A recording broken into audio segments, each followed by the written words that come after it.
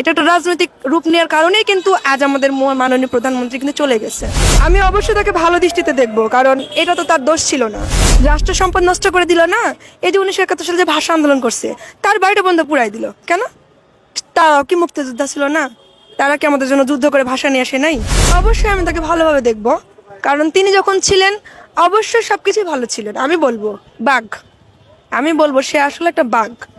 তিনি একটা নারী হয়ে যে এত কিছু করেছেন, দেখেন তিনি নাই এই 6 মাসের মধ্যে কতটা চেঞ্জ পুরো বাংলাদেশের মানুষ ভাবো। তিনি যে একা নির্বাচন করে আসলেন, 41 সাল পর্যন্ত পরিকল্পনা ছিল, বাট পিছনে থেকে 17 বছর যদি খেয়াল করে দেখেন এরকম লুটপাট হয়েছে? হয় নাই। কিন্তু সে ছিল ঠিকই, কিন্তু আসলে লুটপাট কিন্তু হয় নাই। যে আসলে কতটা চেঞ্জ হয়েছে আমার মতে তাকেই দেওয়া উচিত। আমি বলবো সব ক্ষেত্রেই ভালো, বেস্ট। শিক্ষার ক্ষেত্রে বলেন, চাকরির ক্ষেত্রে বলেন, প্রত্যেকটা ক্ষেত্রেই বলেন। পাশে হাট ছিল ভালো, মান ছিল ভালো, বইপত্র পেয়েছে। এখন বাচ্চারা বইপত্র পায়নি। উনি আসার পরে অনেক ডেভেলপ করছে, নারীকে বলার মতো সুযোগ দিয়েছে। এই যে বিভিন্ন প্রতিষ্ঠানগুলা করে দিয়েছে, মহিলা সমিতি, জাতীয় উন্নয়ন, এই যে জিনিসগুলা, এগুলো কিন্তু আগের আমলে কিন্তু ছিল না। ওনার আমলে যেটা জিনিসটা দেখছি এটা অনেক ভালো, আমি বলবো ভালো। তার সময় যে সুযোগ সুবিধাগুলো ছিল অনেক ভালো ছিল, আমি বলবো ভালো ছিল। কথা বলার একটা স্বাধীনতা ছিল প্রত্যেকটা ক্ষেত্রে, আইনজীবী থেকে শুরু করে প্রত্যেকটা লেভেলেই অনেক ভালো একটা সুযোগ ছিল। তিনি আসার পরে ডেভেলপ হয়েছে, আমি তাকেই চাই।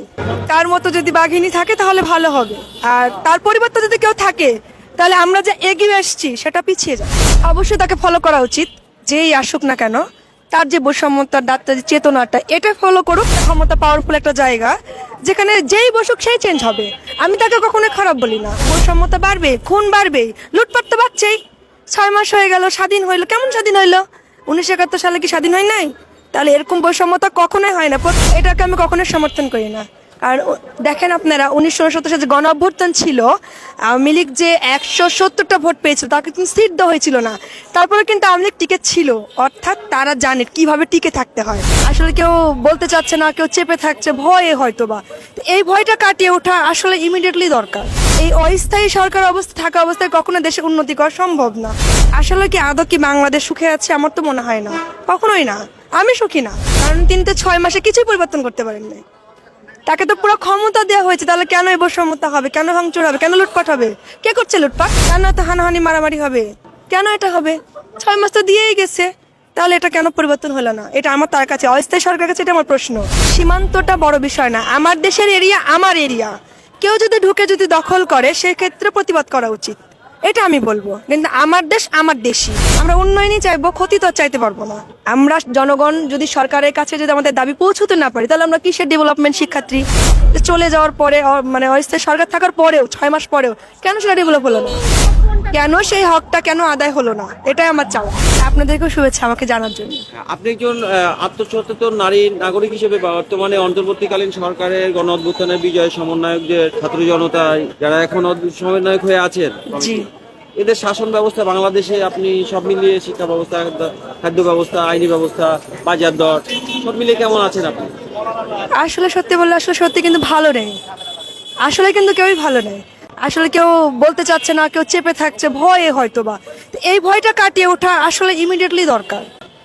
আমার মনে যেটা হয় যে আমি একজন শিক্ষিত পার্সন, আগামীতে আমিও বিসিএস দিব, আমার মনে হয় এটা চেঞ্জ করা দরকার। আসলে সুখী না, এই অস্থায়ী সরকার অবস্থা থাকা অবস্থায় কখনো দেশে উন্নতি করা সম্ভব না। এটাই আমার কাছে মনে হয়, প্রত্যেকটা কিছুরই অ্যাবিলিটি চেঞ্জ করা দরকার। গত শেখ হাসিনা শাসন আমলটাই আপনি কেমনটি শিক্ষা ব্যবস্থা এবং জীবন ব্যবস্থা সব মিলিয়ে কাটিয়ে এসেছেন? আমি বলবো সব ক্ষেত্রেই ভালো, বেস্ট। শিক্ষার ক্ষেত্রে বলেন, চাকরির ক্ষেত্রে বলেন, প্রত্যেকটা ক্ষেত্রেই বলেন। পাশে হাট ছিল ভালো, মান ছিল ভালো, বইপত্র পেয়েছে। এখন বাচ্চারা বইপত্র পায়নি। এই বৈষম্যের কারণে শিক্ষার যে একটা অবনতি, যে ক্ষতিটা, অর্থনৈতিক যে ক্ষতিটা, এটা কেউ কখনো পূরণ করতে পারবে না। এটা কখনোই সম্ভব না। আমার মনে হয় সুষ্ঠুভাবে নির্বাচন দিক, একটা গণমতের প্রতিষ্ঠা হোক। এইসব বৈষম্যতা আসলেই টিকিয়ে রাখা ঠিক না। এটা একটা বৈষম্যতা, মানে এটা ধ্বংসের দিকে চলে যাচ্ছে। আসলে কি আদৌ কি বাংলাদেশ সুখে আছে? আমার তো মনে হয় না, কখনোই না। আমি সুখী না। গত শেখ হাসিনা শাসনের উন্নয়ন এবং দুর্নীতি নিয়ে যে ছোট করে কিছু বলতেন। আমার চোখে যদি বলে থাকে, ওইটা এমন একটা ক্ষমতা পাওয়ারফুল একটা জায়গা, যেখানে যেই বসুক সেই চেঞ্জ হবে। আমি তাকে কখনো খারাপ বলি না।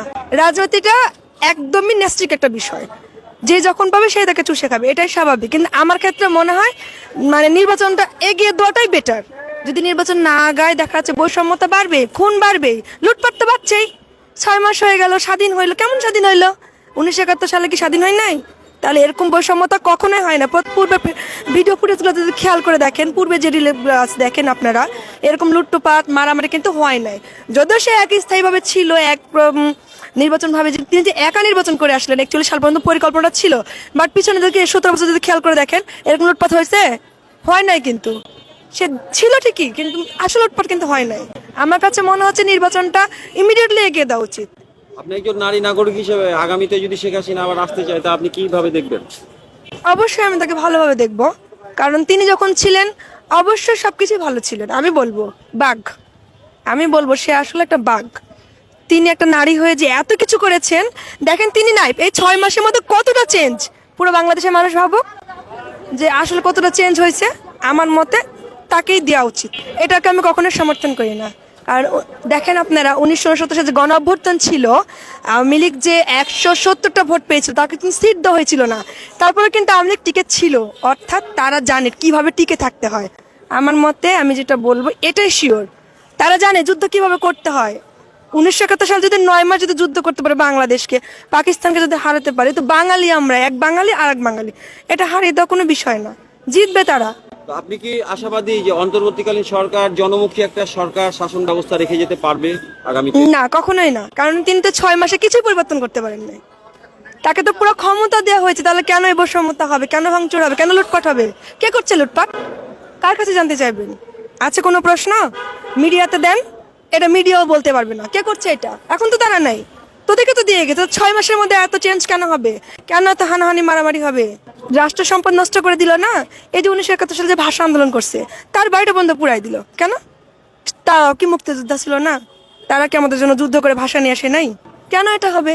6 মাস তো দিয়েই গেছে, তাহলে এটা কেন পরিবর্তন হলো না? এটা আমার তার কাছে, অস্থায়ী সরকারের কাছে এটা আমার প্রশ্ন, কেন সেটা ডেভেলপ হলো না? বর্তমান বাংলাদেশ এবং ভারতের যে সীমান্তের উত্তেজনা চলছে সে বিষয়ে যদি আপনি কিছু বলতে চান। আসলে কি, সীমান্তটা বড় বিষয় না, আমার দেশের এরিয়া আমার এরিয়া, কেউ যদি ঢুকে যদি দখল করে সেক্ষেত্রে প্রতিবাদ করা উচিত, এটা আমি বলবো। কিন্তু আমার দেশ আমার দেশই, এখন ভারত নিক আর পাকিস্তান নিক, এটা বড় বিষয় না। ইতিহাসের ম্যাপে যেটা থাকবে সেটাই আমার, অর্থাৎ আমরা বাঙালি, আমাদের যেটা আছে সেটা আমাদেরই আছে, অন্য কারণ নেই। হ্যাঁ, অবশ্যই বলতে পারবো। এই যে দেখেন যে নারী যে উদ্যোক্তাগুলা মানে বাংলাদেশের মধ্যে বলেন, উনি আসার পরে অনেক ডেভেলপ করছে, নারীকে বলার মতো সুযোগ দিয়েছে, এই যে বিভিন্ন প্রতিষ্ঠানগুলা করে দিয়েছে, মহিলা সমিতি, জাতীয় উন্নয়ন, এই যে জিনিসগুলা, এগুলো কিন্তু আগের আমলে কিন্তু ছিল না, ছিল না। কিন্তু আপনারা যদি খুঁটিয়ে দেখেন দেখবেন আসছে, কিন্তু রেকর্ড করছে, নারীরা সব জায়গায় এগিয়ে আছে। এটা সবচেয়ে মানে বড় পাওয়া, আমি বলবো এটা পাওয়া, অনেক বড় পাওয়া। ওনার আমলে যেটা জিনিসটা দেখছি এটা অনেক ভালো, আমি বলবো ভালো। আর আগের তুলনায় আমার এজও প্রায়, আমি গ্রাজুয়েশন কমপ্লিট করতে, তার সময় যে সুযোগ সুবিধাগুলো ছিল অনেক ভালো ছিল, আমি বলবো ভালো ছিল। কথা বলার একটা স্বাধীনতা ছিল, প্রত্যেকটা ক্ষেত্রে আইনজীবী থেকে শুরু করে প্রত্যেকটা লেভেলেই অনেক ভালো একটা সুযোগ ছিল। যেমন আমি একটা খারিজের বিষয়ে গেছিলাম ডিসি অফিসে, তো সেই সময় যে সময়টা ছিল আমরা আবেদন করছি, আমাদেরকে ডেকেছে, এই সুযোগটা কিন্তু একসময় ছিল না, যে অনলাইন যে ব্যবস্থাটা ছিল না। অন্যের জমি আরেকজন বেচতে পারতো, কিন্তু এমন একটা রুলস করলো তিনি যে আইডি কার্ড তার ছবি ছাড়া সে বিক্রি করতে পারবে না। এই সুযোগটা কিন্তু সে সময় ছিল না, পূর্বে ছিল না, কিন্তু তিনি আসার পরে ডেভেলপ হয়েছে। আমি তাকেই চাই, তার মতো যদি বাঘিনী থাকে তাহলে ভালো হবে, আর তার পরিবর্তে যদি কেউ থাকে তাহলে আমরা যে এগিয়ে আসছি সেটা পিছিয়ে যাবে, আমার এটাই ধারণা। কারণ 5 বছরে কেউ কখনো নতুন কোন সরকার যদি আসে, 1 বছর তো চলে যাচ্ছে ম্যাক্সিমাম, তাহলে এই যে একটা বছরের যে ঘাটতি, অর্থনৈতিক ক্ষেত্রে বলেন, আইন ব্যবস্থা ক্ষেত্রে বলেন, সব ক্ষেত্রে কিন্তু ধ্বংস হয়ে গেছে, শেষ। কিন্তু এটা ফিরিয়ে আনাটা আমার মনে হয় না যে অনেক বড় ধরনের একটা চ্যালেঞ্জ হয়ে দাঁড়াবে নির্বাচনটা। অবশ্যই তাকে ফলো করা উচিত, যেই আসুক না কেন, তার যে বৈষম্যতার ডাক্তার চেতনাটা এটা ফলো করুক। এখন নির্বাচনটা সামনের দিক, এটাই চাই। এখন কে জিতবে এটা বড় বিষয় না, আমাদের দেশ কিভাবে চলবে এটাই আমরা চাইবো। আমরা সাধারণ জনগণ, আমরা উন্নয়নই চাইবো, ক্ষতি তো আর চাইতে পারবো না, এটাই চাই। আপনি একজন শিক্ষার্থী হিসেবে আপনার কি মনে হয় বাংলাদেশে বৈষম্য দূর হয়েছে? না, কখনোই না। আমরা ছাত্র দিক দিয়ে যদি চিন্তা করি, তারা তো তাদের আন্দোলনটা করেছিল নিজের হকের জন্য, আদায়ের জন্য। এই যে করোনাকালীন যে সময়টা আমরা ফেস করেছি, চাকরির পরীক্ষা হলো না, এই যে বয়সটা পিছিয়ে গেল, এক্ষেত্রে আমি বলবো তারা ঠিক ছিল কোটা আন্দোলনে। কিন্তু এই যে বৈষম্যতারা ঢুকে একটা রাজনৈতিক রূপ নিল, এটাকে আমি ষড়যন্ত্র ছাড়া কিছুই বলবো না। আমি অবশ্যই তাকে ভালো দৃষ্টিতে দেখবো, কারণ এটা তো তার দোষ ছিল না। আমরা জনগণ যদি সরকারের কাছে যদি আমাদের দাবি পৌঁছতে না পারি, তাহলে আমরা কিসের ডেভেলপমেন্ট শিক্ষার্থী? বাইরের বিশ্বগুলোকে দেখেন, America, Britain, France, Italy, German, এদের দেখেন, এরা কিন্তু এতটা বিক্ষোভভাবে কিন্তু কোথাও আন্দোলন হয় না। বাংলাদেশে যে জিনিসটা হয়েছে, যেমন ভাষা আন্দোলন, পৃথিবীতে আমরাই প্রথম বাঙালি যারা আমরা ভাষার জন্য আন্দোলন শহীদ হয়েছি। কিন্তু দেখেন সে পরিবর্তে কি হইলো, তাকে সবাই স্মরণ করছে, সম্মান দিচ্ছে, সারা বিশ্ব সম্মান দেয়। এই কোটা আন্দোলনটা এই সম্মানের রূপটাই কিন্তু পেতে চাইছিল, তাদের অধিকারটা পাইতে চাইছিল। কিন্তু পরবর্তীতে দেখা যাচ্ছে যেটা একটা রাজনৈতিক রূপ নিয়ে নিয়েছে। এটা একটা রাজনৈতিক রূপ নেওয়ার কারণেই কিন্তু আজ আমাদের মাননীয় প্রধানমন্ত্রী কিন্তু চলে গেছে। চলে যাওয়ার পরে মানে অস্থায়ী সরকার থাকার পরেও 6 মাস পরেও কেন সেটা ডেভেলপ হলো না, কেন সেই হকটা কেন আদায় হলো না, এটাই আমার চাওয়া। আমরা একটা জনমুখী সরকার কামনা করি। বাংলাদেশ ভালো থাকুক, আপনি ভালো থাকেন। রেয়ার নিউজ বাংলার পক্ষ থেকে আপনাকে আবারও কৃতজ্ঞতা এবং শুভেচ্ছা এত সুন্দর করে আমার রেয়ার নিউজ বাংলাকে প্রকাশ করার জন্য। আপনাদেরকে অসংখ্য ধন্যবাদ।